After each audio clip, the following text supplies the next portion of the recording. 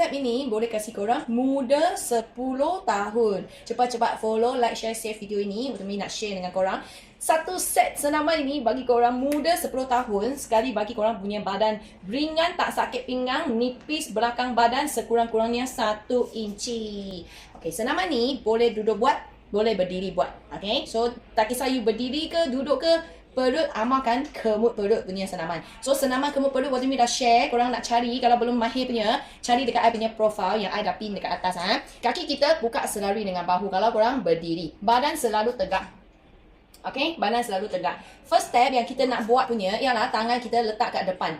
Kepit belakang. So sebelum kita nak kepit, ingat leher kena tegak panjangkan dia, bahu kena sentiasa turun. Jangan kita buat biar masa kita macam ni. Ini kira angkat bahu, kita tak mau. Bahu sentiasa turun, tegak panjangkan leher dan kita buat dekat lengan sama bahu yang tanpa angkat macam ni. So bila you buat, you try rasa belakang badan sini. So tegak panjangkan leher you, jangan tunduk kepala, jangan macam ni ke depan.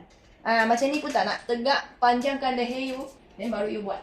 Rasa semua dekat belakang badan sini yang berlipat-lipat. Lepas you buat senaman ni, you akan rasa belakang gatal-gatal ni untuk kawan baru. So sangat normal. First step, tangan macam ni kat belakang. Okay, rasa dekat bahu dengan lipatkan belakang punya badan. Yang lagi berlemak, lagi rasalah itu lipat. Okay, ini first step. Second step, you angkat tangan. Cross macam ni, you kepit belakang. So tengok, I punya bahu tak angkat punya, jangan macam ni. Turunkan semua dan pergi kepit you punya belakang badan. Angkat, turun. Angkat, turun. Turun yang masa kuat sikit, angkat ni ringan-ringan saja. Okay, lepas you turun, you punya tangan tak boleh kat depan. Kalau mampu, kita kat belakang sikit. Kepit belakang. So anyway, semua step ini you kena rasa dekat belakang badan. Sebab kita nak buang lemak dekat belakang badan supaya kita boleh awet muda 10 tahun. Lagi boleh kurangkan sakit pinggang Okay, step yang nombor 3, kita keluarkan tangan kat tepi. Terangkat bahu tidak boleh ingat turunkan bahu. Tegak panjangkan leher, kepit belakang. Kepit belakang. Bila turun kuat sikit.